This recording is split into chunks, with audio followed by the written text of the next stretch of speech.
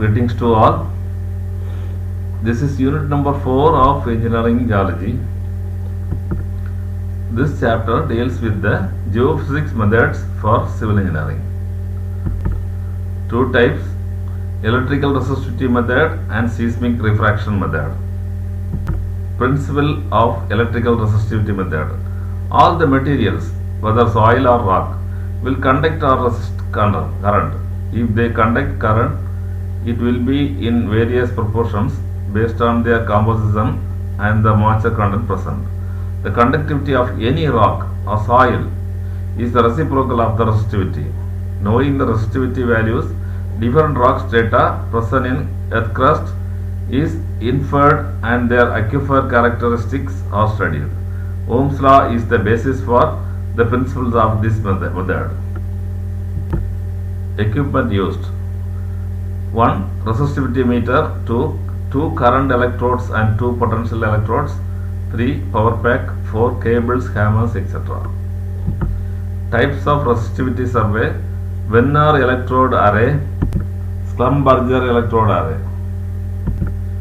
Procedure: in both the methods, all the 4 electrodes are erected firmly into the ground and a known current I is sent into the ground through the 2 current electrodes, denotes C1 and C2, and the potential difference V between the 2 potential electrodes P1 and P2 is measured.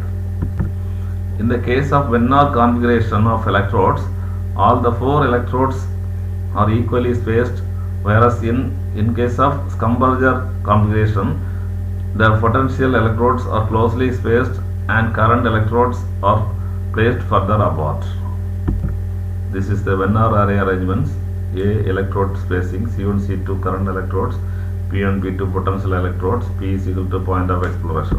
This Schlumberger array formula applied: Wenner array, LA is equal to 2 pi A V divided by I ohms meter, where LA is equal to apparent resistivity in ohm meter, A is equal to electrode spacing, V is equal to potential difference between 2 potential electrodes in millimeter by watts, I is equal to current sent in ampere in milliamperes.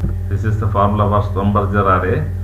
LA is equal to AB by 2 whole square minus M1 divided by 2 whole square, the whole divided by M1 into V divided by I ohms meter, where AB is equal to spacing between the current electrodes, M1 is equal to spacing between potential electrodes. All the 4 electrodes are moved laterally at a uniform spacing or span in case of Wenner, and only the 2 current electrodes are shifted laterally in case of Schlumberger. In order to increase the depth of the exploration and at every shifting of electrodes, current is sent and potential difference between electrodes is measured. This process is repeated till the total depth of the exploration is reached. In case of Schlumberger, after reaching certain depth of exploration, say 50 meter, the potential electrodes are shifted to 1/5 distance of current electrodes, say 10 meter, and the procedure is repeated. The linear expansion of electrodes denotes the depth of the exploration at the point of investigation. Then, applying the relevant formula, the apparent resistivity values LA are calculated. This table color denotes the resistivity of the various rocks and soils. For example, sand resistivity 8 to 15 ohm meter, that hard rock terrain, topsoil, weathered strata.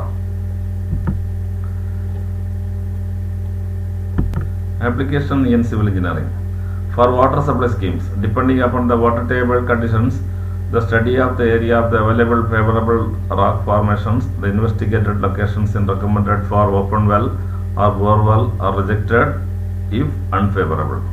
The soil, their nature, type and depth to bedrock are inferred, and based on the details of the soil and rock types, foundation design is made for these civil engineering structures. Thank you.